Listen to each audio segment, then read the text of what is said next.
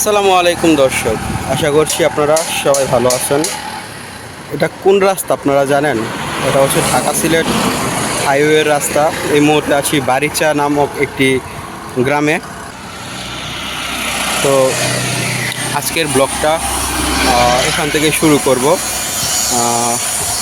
আমাকে অনেকেই কমেন্ট করছিল, বিশেষ করে রাকিব খান নামের এক ভাইয়া, যিনি সবসময় আমাদের সাপোর্ট করেন। তিনি একবার কমেন্ট করছিলেন যে বারিচা এলাকাটা ঘুরে দেখানোর জন্য, এই এলাকায় ঢাকা সিলেট হাইওয়ের কি আপডেট চলছে সেটা আপনাদেরকে জানানোর জন্য। তো চলে আসলাম। এদিক দিয়ে নরসিংদী যায়, তারপরে এখানে লেখা আছে কি রায়পুরা, তারপরে হচ্ছে কাপাসিয়া। রায়পুরা এখান থেকে 8 kilo, Kapasia 55 kilo, Gazipur 66 kilometre. তো যাই হোক, আজকের ব্লগটা এখান থেকেই শুরু করছি। এটা হচ্ছে খামারচর ব্রিজ জায়গাটির মানে এই ব্রিজটার সামনে একটা ব্রিজ আছে। ব্রিজটার নাম হচ্ছে খামারচর ব্রিজ। তো চলুন আমরা এখন এদিকে চলে যাব। আর এই ব্রিজ থেকেই আসলে আজকে ব্লগটা শুরু করছি, কারণ এখান থেকে সে কাজ শুরু হয়েছে এই বারিচা এলাকায়। তো এইখান থেকে আপনাদেরকে দেখাবো। তো চলুন ব্রিজের কাজের এখানে যাওয়া যাক। দেখেন লেখা আছে ভৈরব 11 কিলোমিটার, হবিগঞ্জ 95 কিলোমিটার, আর সিলেট 164 কিলোমিটার। তো চলুন যাওয়া যাক। দর্শক, আপনারা দেখতে পাচ্ছেন এই হচ্ছে সেই খামারচর ব্রিজ। আর এখানে দেখছেন এখানে পিলার তোলার জন্য যে রড দাবানো হয়, সে রডগুলো অলরেডি দাবানো হয়ে গেছে। পিলার এখানে তোলা হবে। আমরা আরেকটু সামনে যাই, এখানে সবাই কর্মব্যস্ত, সময় পার করছে। আমরা সামনে গিয়ে দেখি কে কী কাজ করছে এবং কতটুকু অগ্রসর হচ্ছে।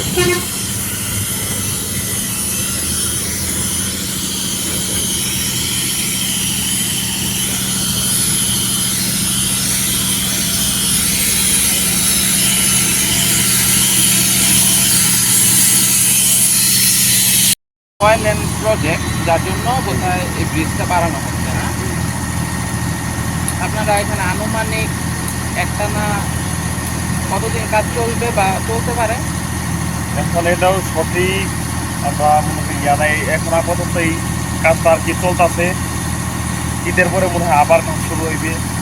আবার আপাতত পাইল ক্যাপটা আপাতত পাইল ক্যাপটা পাইল ক্যাপ ঢালাই পর কলম হইব এক লিফ।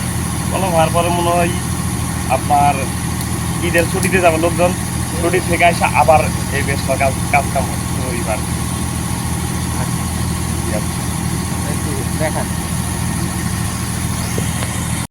দর্শক, আপনারা দেখছেন এখানে কিন্তু অলরেডি কাজ চলতেছে। আর এপাশে হচ্ছে বাড়িঘর আছে, আর এদিক দিয়ে হচ্ছে সম্ভবত নদী আছে একটা। নদীটা এখানে একটু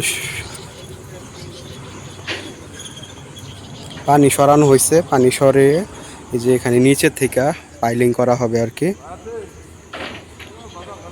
তো এই হচ্ছে ঢাকা সিলেট হাইওয়ে রোড। আর এর পাশে বারিচা এলাকায় যেই উন্নয়নগুলো চলতেছে আর কি, সেটা তো একজন ভাইয়ের সাথে যেটা কথা হলো যে এখানে একটা পাইলিং হবে, পাইলিংয়ের পর সবাই ঈদের ছুটিতে চলে যাবে বাড়িতে। তো আমরা একটু নিচে যাই, নিচে গিয়ে আপনাদেরকে পুরাটা দেখাই। দর্শক, আপনারা দেখতে পাচ্ছেন এখানে কিন্তু অলরেডি যে পাইলিংয়ের যে কাজটা, এটা এখানে কিন্তু চলতেছে। এখানে শ্রমিকরা তাদের দক্ষতার সহিত কাজ করতেছে। আমি যদি আপনাদেরকে একটু জুম করে দেখাই তাদের কাজের ধরন, আপনারা দেখতে পাবেন তারা খুবই কষ্ট করে এই রোদের মাঝেই কাজ করতেছে। যেহেতু আসলে সামনে ঈদকে সামনে রেখে তারা চেষ্টা করতেছে যতটুকু আসলে কাজ এখানে শেষ করা যায়। তো ঢাকা সিলেট হাইওয়ের যারা আসলে আমার ভিডিওতে, যারা আসলে আমার চ্যানেলে নতুন, তাদের জন্য আসলে এই ঢাকা সিলেট হাইওয়ের উন্নয়নের যে প্রকল্পটা সেটা বলা। অনেকেই দেখা যায় যে জানেন, কিন্তু মানে আসলে পুরো তথ্যটা আপনারা জানেন না। তো তাদের জন্য আর কি এই তথ্যটা। তো ঢাকা সিলেট হাইওয়ের উন্নয়নের জন্য এই সড়কের 4 লেনে উন্নতি করা হবে, যেখানে উভয় পাশে ধীরগতির যানবাহন চলাচলের জন্য আলাদা সার্ভিস লেন থাকবে। এই প্রকল্পে প্রায় 70টি ছোট বড় সেতু নির্মাণ করা হবে, যেগুলো মোট দৈর্ঘ্য 5,701 মিটার। এছাড়াও 5টি রেল লাইন, ওভারপাস এবং 309টি কালভার্ট নির্মাণ করা হবে। প্রকল্পটি 2026 সালের মধ্যে শেষ হওয়ার কথা। এই প্রকল্পের জন্য প্রায় 17,161 কোটি 92 লাখ টাকা খরচ ধার্য করা হয়েছে। এই আপগ্রেড করা মহাসড়কটি এশিয়ান হাইওয়ে নেটওয়ার্ক AH1 এবং AH2 এর অংশ হবে, যা বাংলাদেশের এবং প্রতিবেশী দেশগুলোর মধ্যে যোগাযোগ উন্নত করবে। এই ছিল আমাদের ঢাকা সিলেট হাইওয়ের একটা আপডেট।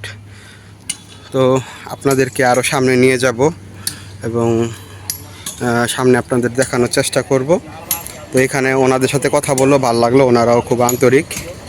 তো যাই হোক, আমরা উপরে চলে আসছি।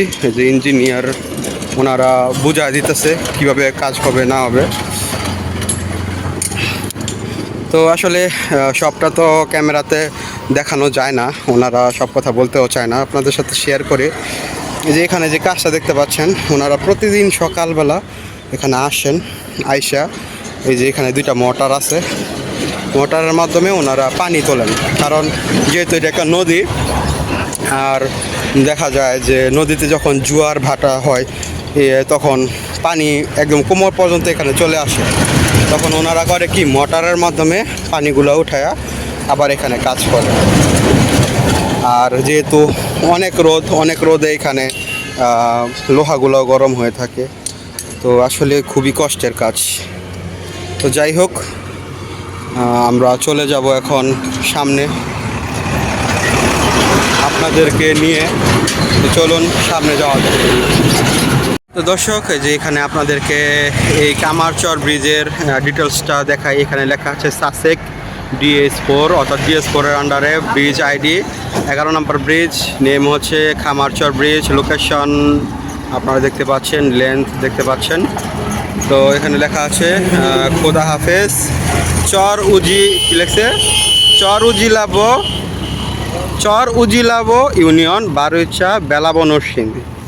তো এখানে একটা দেখতে পাচ্ছেন খোদা হাফেজ, মানে একটা যেটা বিলবোর্ড সাইনবোর্ড থাকে আর কি, একটা উপজেলা বা ইউনিয়নের যে একটা শেষ প্রান্তের সেই সাইনবোর্ড। এবং অপর প্রান্তে যদি দেখি আমরা, এখানে ব্রিজের জন্য এখানে রড বসানো হয়েছে, এখানে সিমেন্টের ঢালাইও করা হয়েছে। আর এদিক দিয়ে আসলে আপনাদেরকে যদি অপর পাশে নিয়ে যাই, চলেন।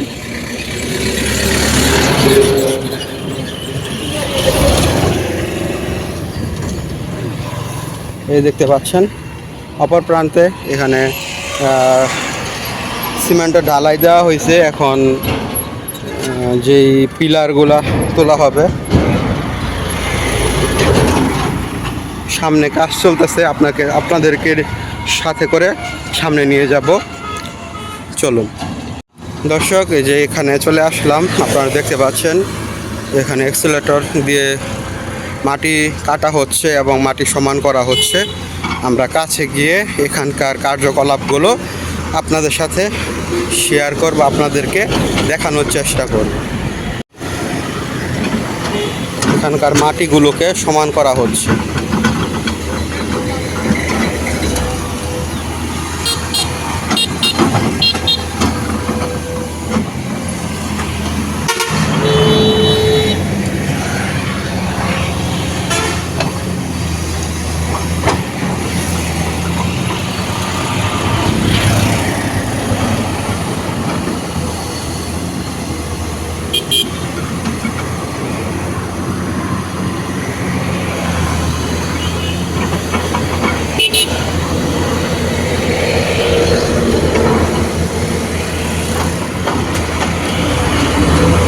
দেখেন পিছন থেকে কিন্তু মাটি সমান করে সামনের দিকে অগ্রসর হচ্ছে।